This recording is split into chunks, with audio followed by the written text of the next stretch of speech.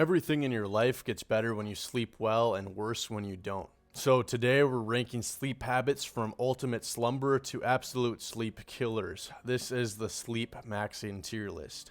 I'm ranking these based on how much they help sleep onset, increase sleep quality, and how healthy they are in the long run. By the end of this video, you'll have an idea of what sleepmaxxing habits are beneficial and which habits are the most disruptive. Okay, so let's get started. First up, we have chamomile tea. I love a nice cup of warm chamomile and honey in the evening, and it's definitely a classic for a reason. It contains an antioxidant that's called apigenin, which interacts with GABA receptors to basically tell your brain that it's time to unwind and chill. It's gentle, it's calming, and it can genuinely improve sleep quality for some people, so I'm going to be putting this one in the improves sleep category. Okay, next up, let's take a look at sleeping in a hot room. Sleeping in a hot room definitely worsens your sleep quality. Your body needs a cooling signal to increase its own melatonin release, and hot rooms lead to more awakenings. It can also cause less deep sleep and REM sleep because of the tossing and turnings. There are ways to mitigate this, like taking a cool shower beforehand or sleeping with a fan, but it still won't be a great night of sleep. So because of that, I'm going to be putting this one in the worsened sleep category.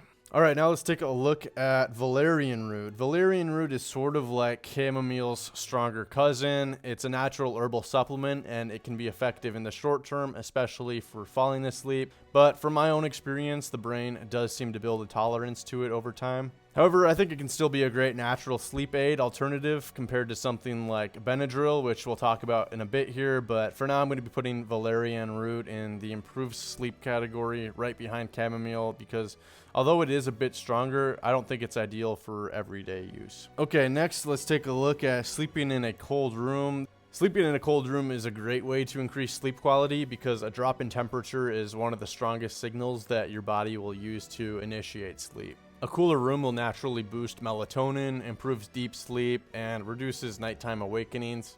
Based on information online, it seems like 60 to 67 degrees tends to be the most ideal temperature range for sleep. And I love sleeping with my window open in the spring and the fall when the air is nice and crisp, and sleeping in a cold room will definitely be the first one to make it to the ultimate slumber category. Okay, next, let's take a look at smoking, or nicotine use rather, in the form of smoking, vaping, or Zins. So, as you probably know, nicotine is a stimulant and it increases alertness and heart rate, but for a much shorter duration than something like caffeine does. And if you do it within 2 hours before sleeping, it can definitely make it harder to fall asleep.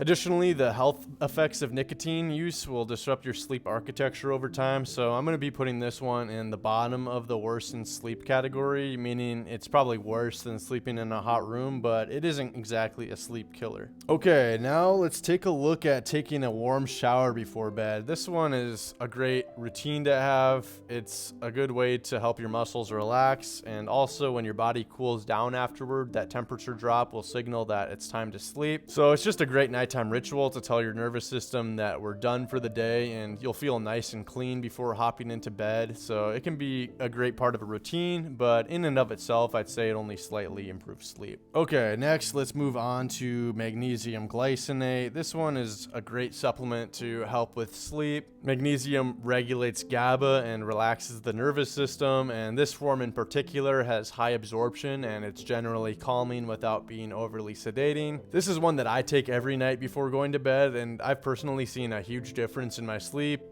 And it can be especially beneficial for people who are deficient in magnesium, which around half of Americans are. This one is a great supplement that can be taken daily with really no downsides, so this one's going to be probably at the top of the improved sleep category for now. Alright, next let's look at sleeping in a noisy room. Sleeping in noisy environments can cause micro awakenings throughout the night, some of which you'll remember and some of which you won't. So this one just causes more light sleep overall as your brain doesn't stay in deep sleep or REM sleep for as much time. However, I do feel like this is one of the easier ones to mitigate through wearing something like earplugs while you sleep, as long as the noise isn't like crazy loud. I'm going to put this one in the worsened sleep category, but it's a little bit better than sleeping in a hot room. All right, next let's take a look at weed, the 420 cannabis. So this one is interesting. There have been studies which indicate indicate that THC is sedating and it can increase deep sleep and melatonin production, but it also reduces REM sleep. Additionally, if it's used chronically over time, it can mess with your sleep architecture, meaning the sleep will look deeper, but it isn't as restorative. And if it's used frequently, your brain can get rebound insomnia and insanely vivid dreams once you stop using. So because of those reasons, I'm going to be putting this one at the top of the worsened sleep category. All right, moving on from cannabis, let's take a look at alcohol's impact on sleep. This one is basically an instant sleep killer. Alcohol sedates you at first by quickly boosting the inhibitory GABA levels in the brain, which is why people get drowsy if they've had too much to drink, and they can sometimes pass out. And this may seem like sleep, but really it's just your brain turning off while it tries to clear the alcohol out from your system. Additionally, as alcohol wears off, usually in the middle of the night, your brain will become more active, and this will lead to fragmented sleep, less REM, and more wake-ups. Alcohol also suppresses melatonin, and it can increase the symptoms of sleep apnea, so I'm going to be putting this one in the sleep killer category since it throws off basically everything you need for a good night's sleep. If you are going to drink, it's probably best to have your last drink around 4 hours or so before bedtime to allow your body to metabolize it before your slumber. Okay, now we move on to sleeping in darkness. This one is a great one. It's represented by the blackout curtains that are shown here, and darkness is basically non-negotiable for getting a good night's rest. This is because light will directly suppress melatonin, and darkness allows it to rise naturally. So ensuring that your bedroom is pitch black at night is one of the simplest and most powerful sleep improvements you can make. If getting blackout curtains isn't feasible, then it can be a good idea to get something like a sleep mask instead. Overall, darkness is essential, so I'm going to be putting this one at the top of the ultimate slumber category. All right, next up we have a popular evening habit, which is reading a book before bed. Reading can be a great way to reduce stress and quiet the mind, and physical books or low stimulus content are probably the best. It works best as a consistent nighttime ritual, like reading for half an hour before bed, and over time this will train your brain to associate reading a book in bed with unwinding and preparing for sleep. So because this one works best as a consistent routine and not necessarily on its own, I'm going to be putting this one in the slightly improved sleep category right behind taking a warm shower. Okay, on a similar note, let's take a look at meditation. Meditation lowers cortisol and it shifts your body into the parasympathetic nervous system, which is also known as the rest and digest mode. Meditation can be especially helpful if your problem with falling asleep is racing thoughts, and it's been shown to increase sleep quality as well as duration. And all around, it's just a great bedtime habit, and its effects carry into your everyday life. So I'm going to be putting this one in the ultimate slumber category, probably right behind darkness. Okay, another habit to have in your bedtime routine is journaling before bed. This can help by getting thoughts out of your head and onto paper, and this signals to your brain that it's also time to wind down. So it's great as part of a routine, and I sometimes like to journal about events in my day or write out a plan for tomorrow. It can also be a great idea to do some gratitude journaling, and it just works by really clearing the mind. So I'm going to be putting this one at the top of slightly helps sleep, right above taking a warm shower. Okay, now let's take a look at phone use before bed. This one is going to be another sleep killer. Blue light from the phone will suppress melatonin production, and if you're viewing stimulating content, it can keep your brain alert. It can also be a huge time waster that sucks time that could be spent sleeping or even doing one of the other activities above, like reading. A few minutes of being on the phone can quickly turn into an hour without even realizing it. This one, it can definitely be a sleep killer. I'll put this one right above alcohol use, as it's not quite as disruptive, but it's still really bad for sleep. I personally like charging my phone in the bathroom and not by my bedside, and this helps me avoid the habit of looking at my phone before bed or right when I wake up. Next, let's move on to another supplement. This is melatonin. This is probably the most common supplement that's used for sleep. Melatonin is the hormone that regulates your circadian rhythm, so it doesn't really knock you out like some other sleep aids, but it does signal to your body when it is time to sleep. This one could be useful if you work scheduled shifts or if you're traveling, but it really works best when the rest of your sleep habits are already dialed in. I'd say melatonin can definitely be useful in certain circumstances, but I think it's best to rely behind your own endogenous melatonin production, especially since many of the supplements have insanely high dosages. I'm going to be putting this one in the not for everyone category just because there are better options to improve your sleep, but it certainly has its time and its place. All right, now let's take a look at turning on the lights in the bathroom at night. Basically, as soon as your eyes register a bright light, they will think that it's daytime and shut down melatonin production immediately, so this can make it difficult to fall back asleep, and it may throw off your sleep architecture for the rest of the night. I'd say it's best to use a dim, warm light whenever you need to get up and do something, like use the bathroom in the middle of the night. I'm going to be putting this one in the worsened sleep category, right behind using THC. All right, we're halfway through here, so next we're going to be taking a look at consistency, which is represented by the clock here. This is basically going to bed and waking up at the same time each day, and this one is probably the most underrated sleep tool. Going to bed and waking up at the same time reinforces your circadian rhythm, and it regulates your hormones, it improves your sleep efficiency, and helps you fall asleep faster. Your brain really loves to be able to predict when it's time to release certain hormones and neurotransmitters, and this is the best way to train it to do that. It's a good idea to aim to wake up and go to sleep at the same time each day, even on the weekends. However, if you have a late night here and there, don't worry about it. Your brain will still fall back into the correct pattern the next night. And I'm actually going to be putting this one as the top way to improve your sleep for now. Next up, we have getting morning sunlight. This one ties nicely into the consistency habit. Getting morning sunlight in your eyes shuts off melatonin, and it will set your internal clock for the rest of the day. When I worked outdoors and got to be outside during sunrise every day, I definitely noticed an incredible benefit in my sleep, but also in other areas of my life. I highly recommend aiming for about 10 to 30 minutes of outdoor sunlight directly on your face whenever possible. And if that's not possible, bright light can help, something like a happy light, but I'd say sunlight is definitely the king here. This one I'm going to be putting right between sleeping in a dark room and meditating. I'm also going to be moving sleeping in a cold room above meditation. While we're on the topic of light, let's take a look at blue light blocking glasses. These work by filtering out blue wavelengths through the orange or red tinted lenses, and this can help support your natural melatonin production. They are particularly helpful if you're exposed to screens at night, like using your phone or watching TV, which many of us do. I put them on a little bit after sunset usually, and I definitely feel like they induce a natural sleepy feeling. I do recommend giving these a try. There are cheap pairs on Amazon, but just make sure that they actually have the orange or red tint.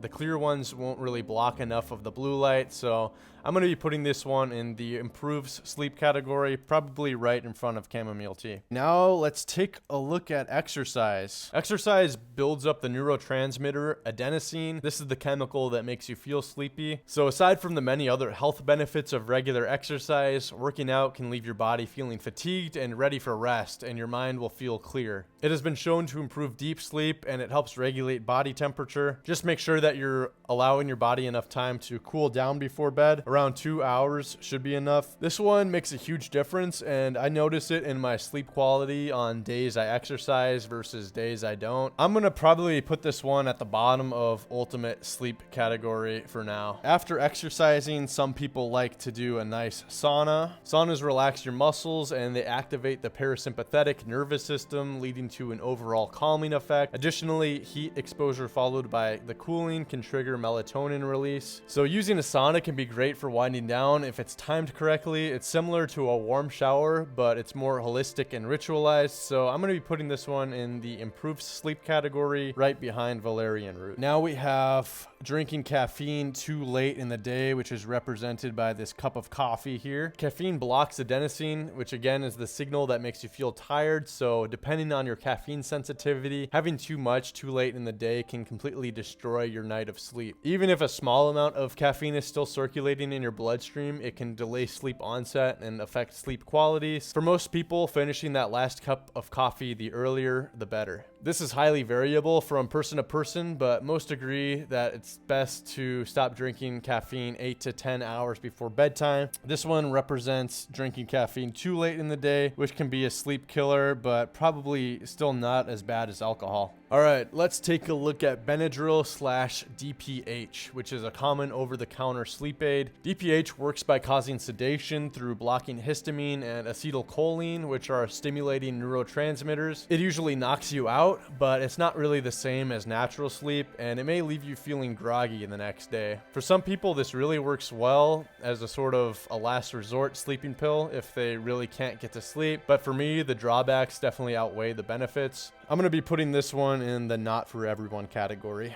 Next, let's take a look at counting sheep, which is represented by these cute lambs here. Counting sheep is basically the traditional advice that's given if you are having difficulty falling asleep. However, I think this is more of a distraction than a solution to bad sleep. If your thoughts are racing, there are definitely better ways to calm it down, like meditation or deep breathing. However, this one won't really hurt your sleep, so I'm going to be putting that at the bottom of slightly improved sleep. Let's take a look at stretching. Stretching is a good way to reduce muscle tension. It lowers your stress, and it also activates the parasympathetic nervous system, so it could be a simple and low effort habit. Even just stretching your legs or neck before bed can be surprisingly effective. You'll just hop into bed feeling relaxed and free of any physical tension. This one will go into the improved sleep category, and I'll probably put this one right above the sauna just because it's more accessible and you can do it right before bed. Next up, we have drinking too much water or liquids before bed. This one can lead to more nighttime wake-ups to go and use the bathroom, which will lead to more light sleep and less deep and REM sleep. This one worsens your sleep if you drink too much water. While hydration is definitely important, it's best to keep it earlier in the day and maybe only sip water instead of chugging it, starting around 1 to 2 hours before bed. Overall, this one's not the worst for sleep, but it does worsen it overall, so it'll probably be the top of the worsened sleep category. All right, we're getting close to the end here. We're going to look at another supplement, glycine. Glycine is an amino acid that helps lower your core body temperature, which will initiate sleep. It can be a gentle way to increase deep sleep without disrupting overall sleep architecture. On its own, it won't really do as much as some of the others in the improved sleep category, but it certainly will help. So I'm going to be putting it in the slightly improved sleep category, and I'm going to be putting it right below reading. Next up, let's take a look at working from bed, or basically doing any stimulating things in your bed that aren't related to relaxation or sleeping or sex. It's not a good idea to do work or online classes from bed, and this is because you want to train your brain to only associate the bed with sleeping/relaxation. So again, you should limit bedtime activities to reading, relaxing, having sex, or sleeping. You'll also feel more productive if you're not working from bed, since this works the other way around, vice versa, since you'll feel sleepier if you're laying in your bed. So overall, it's just not a great habit to work from bed, and it confuses your brain's association. So this one will definitely go in the worsened sleep category. I'll put this one right between THC and the bathroom lights. Okay, next up we have eating a large meal right before bed. This one also worsens your sleep quality, since digestion generally slows down during sleep, so you may experience some gastrointestinal discomfort that can keep you awake. And it also throws off your internal clock if it's not used to eating food that late in the evening, so this one definitely worsens sleep overall. I'm going to be putting it right behind THC. Next up we have mouth taping, and the basic premise of this is to mechanically force yourself to breathe through your nose rather than your mouth at night. Breathing through your nose can help sleep because it filters, warms, and humidifies the air that's coming into your lungs, but I think it's best to try to do this naturally by sleeping on your side or clearing your sinuses before bed. Mouth taping is also not a great idea if you're someone who has sleep apnea, since it can prevent you from getting oxygen. Also, if you normally breathe through your nose anyways, then having tape on your mouth won't really have any benefit, and it may actually disrupt sleep if it is uncomfortable. So I'm going to be putting this one in the not for everyone category. Next up, we have taking naps too late in the day. This one isn't really great for sleep, since late naps can reduce sleep drive by clearing adenosine. However, short naps earlier in the day can be okay, but long or late naps usually backfire. I think it's best to keep them in the early afternoon to avoid any disruption to your sleep. For me personally, I'm not really much of a napper, and I certainly don't like to nap late in the day. This one varies from person to person. I'm going to be putting this one just in the not for everyone category. Okay, and this one here I think is just a repeat of the phone use. So the last one we actually have is using candlelights or warm lighting at night. Candlelight and incandescent light bulbs emit very low levels of blue light, so your melatonin levels can naturally rise as you do some of these other relaxing routines above. It also creates a calm, intentional atmosphere that signals that it's bedtime. This one I'm going to be putting it right in the improved sleep category. I'm going to be putting this one above the blue light blockers. Okay, so there you have it. This is the official Sleepmaxxing tier list.